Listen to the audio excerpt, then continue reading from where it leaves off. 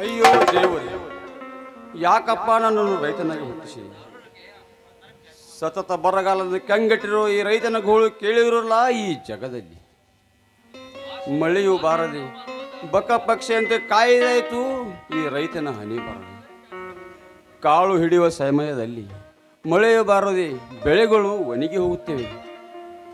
ಇದನ್ನೆಲ್ಲ ನೋಡ್ತಾ ಇದ್ದರೆ ಆತ್ಮಹತ್ಯೆಗೆ ಒಂದೇ ದಾರಿ ಅಂತೆ ಕಾಣುತ್ತದೆ.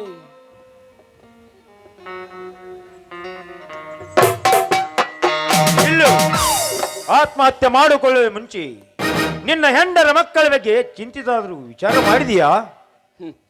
ವಿಚಾರಿಸ್ತಾ ಕುಳಿತರೆ ಕರುಣೆ ಇಲ್ಲದ ಕಟುಕರು ಕೊಡುವ ಚಿತ್ರವಂಶವನ್ನು ನೋಡಿಕೊಂಡು ಸುಮ್ಮನಿರುವಂತೀಯ? ಹೌದು, ಇದನ್ನೆಲ್ಲ ಕೇಳ್ತಿದೆಯಲ್ಲ, ಇಷ್ಟಕ್ಕೂ ಯಾರಪ್ಪ ನೀನು?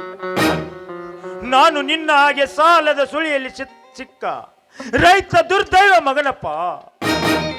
ನನ್ನ ತಂದೆಯವರು ಬೀಜ ಗೊಬ್ಬರಕ್ಕೆ ಮಾಡಿದ ಸಾಲಕ್ಕೆ ಸೊಕ್ಕಿನ ಶ್ರೀಮಂತರು ಕೊಡಬಾರದ ಚಿತ್ರಹಿಂಸೆಯನ್ನು ತಾಳಲಾರದೆ ಆತ್ಮಹತ್ಯೆ ಮಾಡಿಕೊಂಡ್ರಪ್ಪ, ಆತ್ಮಹತ್ಯೆ ಮಾಡಿಕೊಂಡ್ರು.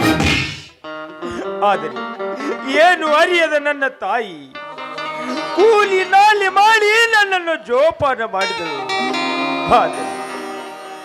ಆದರೆ ಕೊನೆಗೆ ಅವಳಿಗೆ ಒಂದು ತುತ್ತ ಅನ್ನವಿಲ್ಲದೆ ಪ್ರಾಣ ಬಿಟ್ಟಳಪ್ಪ, ಪ್ರಾಣ ಬಿಟ್ಟಳು.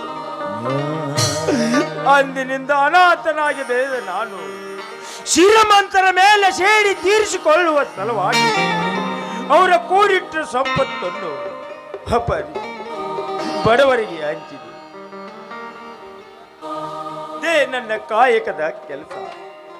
ಭಾರ್ಗವ್, ದಶಕಗಳು ಕಳೆದರೂ ರೈತನ ಸಾವಿಗೆ ಕೊನೆಯಿಲ್ಲದಂತಾಗಿದೆ. ಈ ರೈತ ಸಮಾಜಕ್ಕೆ ಯಾವಾಗ ಬುದ್ಧಿ ಬರುತ್ತೆ ಏನು? ಹೌದು, ಇಷ್ಟಕ್ಕೂ ನೀ ಏನು ಕೆಲಸ ಮಾಡ್ತೀಯಪ್ಪ? ಕೆಲಸ ಸರ್ಕಾರದ ಹಣವನ್ನು ತಿಂದು ತೇಗುತ್ತಿರುವ ಭ್ರಷ್ಟ ಅಧಿಕಾರಿಗಳಿಗೆ, ಬಡವರನ್ನು ಹರಿದು ತಿನ್ನುವ ಬಂಡ ರಾಜಕಾರಣ ಮೆಟ್ಟಿ ನಿಂತು ಅವರ ಅಪರಿಸುವ ಸಂಪತ್ತನ್ನು ಲೂಟಿ ಮಾಡಿ ಬಡವರಿಗೆ ಹಂಚುವೆ. ಅದೇ ನನ್ನ ಕಾಯಕದ ಕೆಲಸ. ಭಾರ್ಗವ್, ಹಾಗಾದರೆ ಇದು ಕಾನೂನು ದೃಷ್ಟಿಯಲ್ಲಿ ತಪ್ಪಲ್ವಾ? ತಪ್ಪು. ದೊಡ್ಡ ದೊಡ್ಡ ಕಂಪನಿಗಳೇ ಸಾವಿರಾರು ಕೋಟಿಗಟ್ಟಲೆ ಟ್ಯಾಕ್ಸ್ ಹಣವನ್ನು ಮನ್ನಾ ಮಾಡುತ್ತೆ ಸರ್ಕಾರ. ಆದರೆ ಜಗತ್ತಿಗೆ ಅನ್ನ ಹಾಕುವ ಬಡ ರೈತ ಮಾಡಿರುವ ಸಾಲ 50,000ನೋ 1,00,000ನೋ. ಆ ಸಾಲ ಮನ್ನಾ ಮಾಡಲಿಕ್ಕೆ ಮೀನಾಮಿಷ ಅನ್ನುತ್ತದೆ. ಅಂದಾಗ ಸರ್ಕಾರ ಮಾಡಿದ್ದು ಕಾನೂನಿನ ದೃಷ್ಟಿಯಲ್ಲಿ ತಪ್ಪಲ್ಲವೇ? ಹಾಗಾದರೆ ಇದಕ್ಕೆಲ್ಲ ಸರ್ಕಾರನೇ ಮೋಸ ಮಾಡುತ್ತಿದೆ ಅಂತೀಯ? ಸರ್ಕಾರ ಅಷ್ಟೇ ಅಲ್ಲಪ್ಪ, ವರ್ಷಕ್ಕೊಮ್ಮೆ ರೈತರ ತರಬೇತಿಗೋಸ್ಕರ ವಿದೇಶ ಪ್ರವಾಸ ಸರ್ಕಾರ ಮಾಡಿದರೆ ಮುಗ್ಧ ಜನರನ್ನು ಮೋಸ ಮಾಡಿ ಆರಿಸಿ ಹೋದ ರಾಜಕಾರಣಿಗಳಿಗೆ ಕಳಿಸಿ ಮೋಜ ಮಸ್ತಿ ಮಾಡುತ್ತಿರುವಾಗ ಇದು ಕಾನೂನಿನ ಕಣ್ಣಿಗೆ ತಪ್ಪಲ್ಲವೇ? ಹಾಗಾದರೆ ಇದಕ್ಕೆಲ್ಲ ಎಲ್ಲ ರೈತರು ಸೇರಿಕೊಂಡು ಒಗ್ಗಟ್ಟಾಗಿ ಹೋರಾಡಬೇಕಷ್ಟೇ. ಒಟ್ಟಾಗಿ ನಮ್ಮಂತ ರೈತರ ಜನರಿಗೆ ಮೋಸ ಮಾಡಿ ನಂಬಿಸಿ ಗಲ್ಲಿಗೊಂದು ಊರಿಗೊಂದು ರೈತ ಸಂಘ ಮಾಡಿಕೊಂಡು ರೈತರ ಪರ ಹೋರಾಡಬೇಕಾದ ರೈತ ಸಂಘಗಳೇ ನಾಯಿಯಂತೆ ಕಚ್ಚಾಡಲು ಕತ್ತಿರುವಾಗ ಎಲ್ಲಿದೆಯಪ್ಪ ಒಗ್ಗಟ್ಟಿಗೆ ಬೆಲೆ ಈ ರೈತನ ಕುಲದಲ್ಲಿ? ಹಾಗಾದರೆ ರೈತ ಸಂಘ ಮಾಡುವುದು ತಪ್ಪು ಅಂತೀಯ? ತಪ್ಪಲ್ಲ. ರೈತ ಸಂಘವು ನೊಂದು ಬೆಂದು ರೈತರಿಗೆ ಆಶ್ರಯವಾಗುವ ಆಲದ ಮರವಾಗಬೇಕು ವಿನಾ ರೈತ ಸಂಘದ ನಿಯಮಗಳನ್ನು ಗಾಳಿಗೆ ತೂರಿ ಹೆಣ್ಣಕ್ಕೆ ತಾನೇ ತಮ್ಮನ್ನೇ ತಾವೇ ಮಾರಿಕೊಳ್ಳುವ ನಾಯಕರಿರುವವರೆಗೂ ರೈತ ಯಾವತ್ತೂ ಉದ್ಧಾರವಲ್ಲಪ್ಪ, ಯಾವತ್ತೂ ಉದ್ಧಾರವಲ್ಲ ಈ ರೈತನ ಕುಲದಲ್ಲಿ.